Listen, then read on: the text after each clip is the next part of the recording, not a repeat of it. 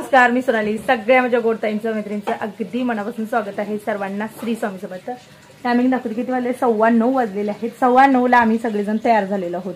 आम्ही चाललेलो आहोत आपल्या कुलदेवाचं दर्शन घ्यायला.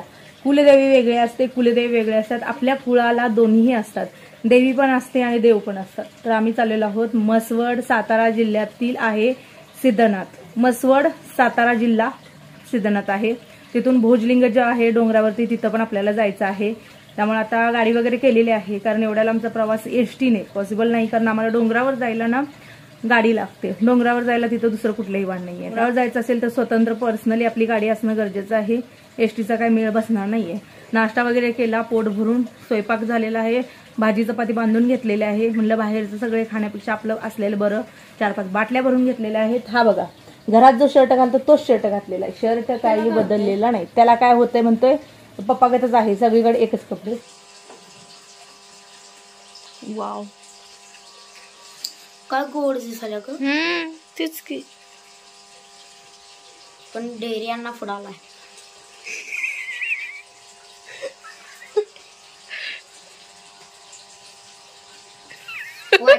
कसली मस्त दिसायला लागल्या. काय म्हणताय? ढेरी अब्बा पुढे आलाय. काय म्हणते पोरगं? पप्पा ही जरा स्लिम असती तर किती सुंदर दिसली असती. आणि वजन वाढतं माणसाचं, कधी कधी न खाण्यानं वाढतं. मिठी मारताय.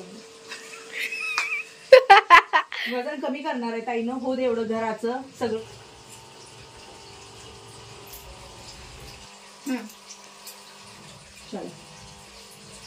तर असे नमुने कोणाकोणाच्या घरात आहेत सांगा ताईनं. कोणाकोणाची लेकरं अशा पद्धतीनं मम्मीसनी म्हणतात.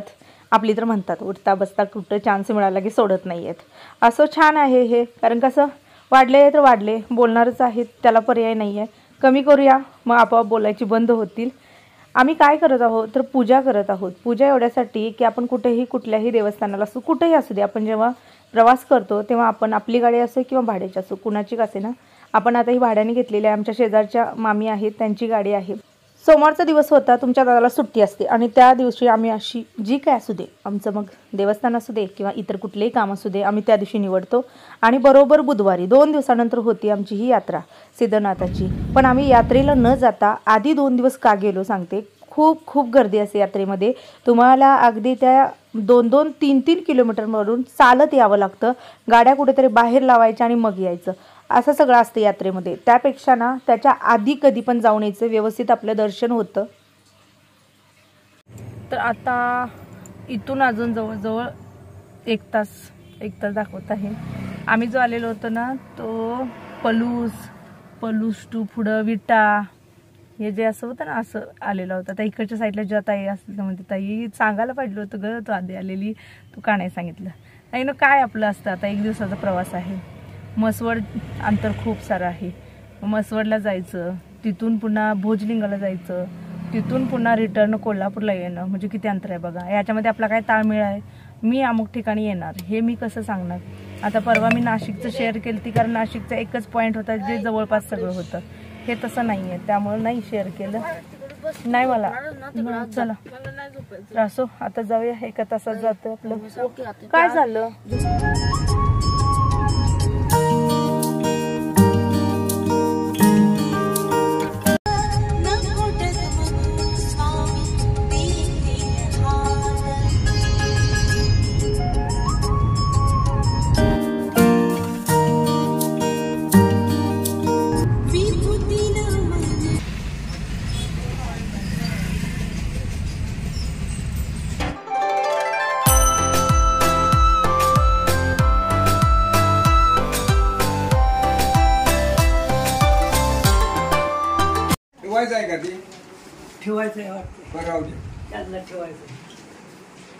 दरवर्षीप्रमाणेच आम्ही याही वर्षी आलेलो होतो. फक्त ह्या वर्षी एक्स्ट्रा काय करणार होतो तर बघा, दरवर्षी जाऊन आपलं दर्शन वगैरे घेऊन येतो. पण यावर्षी आपण आपल्या वास्तुशांतीचं जे पहिलं निमंत्रण आहे ते पहिलं निमंत्रण आपल्या कुलदैवताला देण्यात आलेलं आहे. कारण कसं असतं बघा, आपल्या कुळाचं जे काही दैवत आहे त्यांना पहिला आपलं काहीही असू दे, कुठलंही शुभ कार्य काहीही असू दे, त्याच्यामध्ये पहिला त्यांना निमंत्रण द्यायचं आणि त्याच्यासाठी जे आता सगळ्यांना आम्ही आहेर वगैरे काढलेले आहेत, सगळं केलं, पण आपलं कुलदैवत आहे त्यांच्यासाठी सुद्धा इथं पोशाख जो असतो तो देवाचाच असतो, वेगळा पोशाख.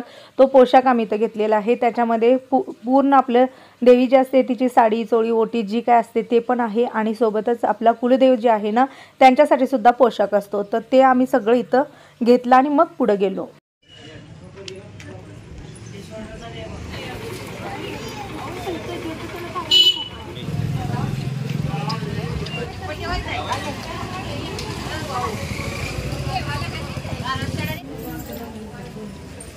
गजरा द्या. अरे बापरे, सुकलं आहे. आरास आणि गजराचं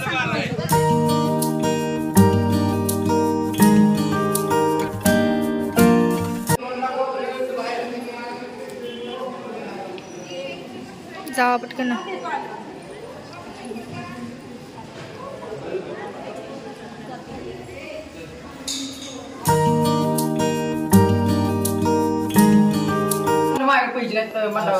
त्याची डबी फुटले तुम्हाला ऑनलाईन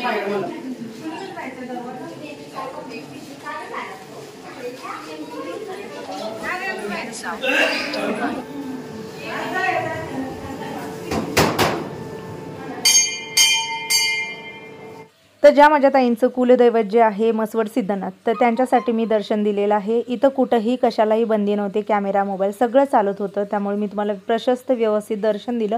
आम्हाला खूप सुंदर दर्शन मिळालं. ते जर आम्ही यात्रेमध्ये आलो असतो तर आम्हाला देव तर बघायलाच मिळाला नसता. त्या आवारामध्ये सुद्धा एंट्री मिळत नाही, एवढी गर्दी असते, कारण रथ फिरत असतो.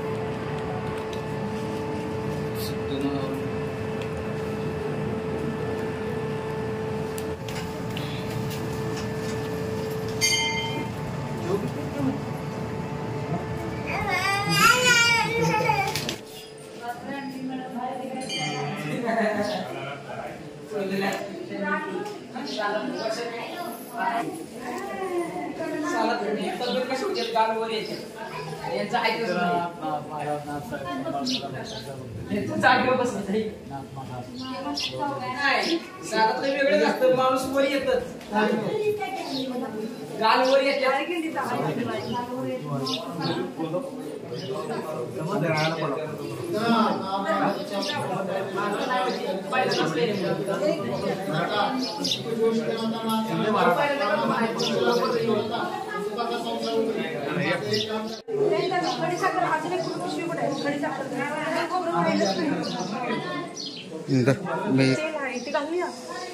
तेल इथं घाल.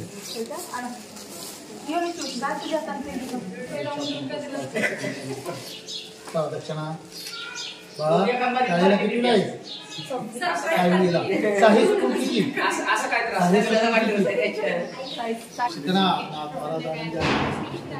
मला एका माणसाने विचारलं की एक आवतो म्हणजे किती, एक आवतो म्हणजे किती तुम्हाला माहिती आहे?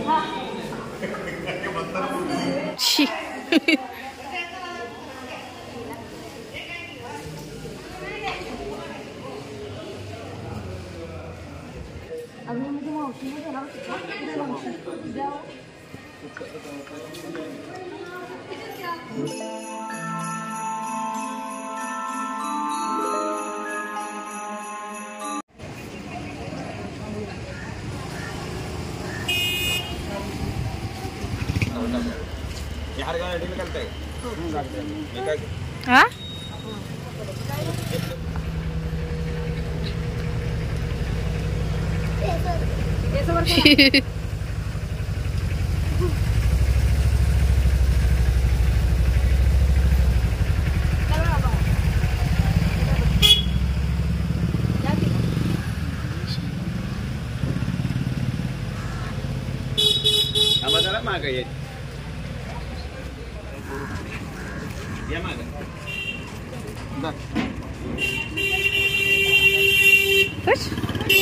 दर्शन घेऊन आम्ही आलेलो होतो रथाकडे, कारण ज्या दिवशी जत्रा असते ना, यात्रा, त्या दिवशी ना हा रथ जो आहे तो रथ फिरला जातो आणि या रथाचं फक्त दर्शन घेण्यासाठी खूप गर्दी असते.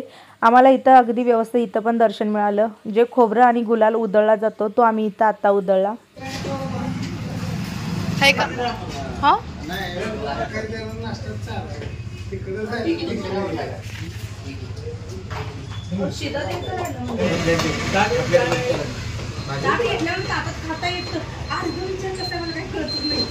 अरे यांची इथं पण भांडणं चालू आहे. ती तुमच्या इथं पण भांडणं सुरू झाली काय? तुम्ही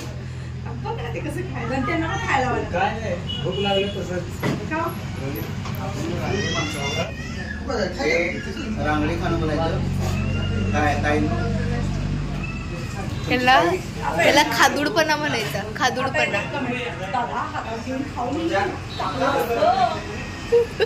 इथे तू मी का सुरू होती, कारण बघा आपलं जेवण जर घरून आणलं तर तिथलं पण घ्यावं लागतं. ज्या हॉटेलमध्ये आपण बसतो त्यांचं थोडं कमी ना घ्यावं लागतं. पावभाजी आम्ही मागवलेली होती आणि तुमच्या दादाला लागलेली भूक. काही देते नाही देते, सोबत आणलेलं होतं मी बरंचसं काही, त्याच्यावरती देते म्हणून का दम निघत नव्हता.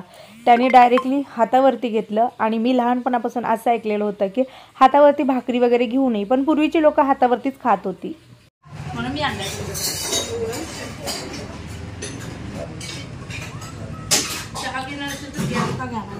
हे आमचे खादुडेश्वर.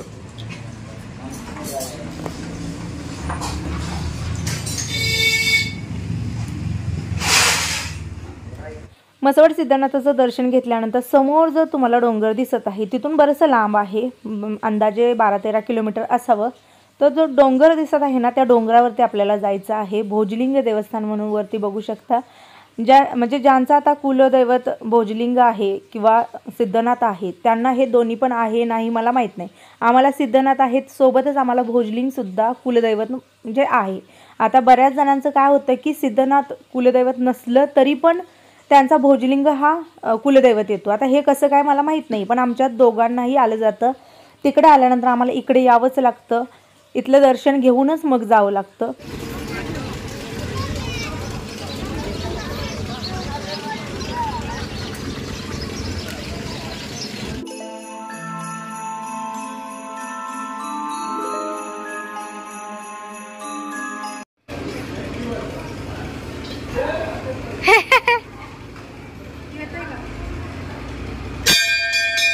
अरे देवा देवा देवा, कानकीर.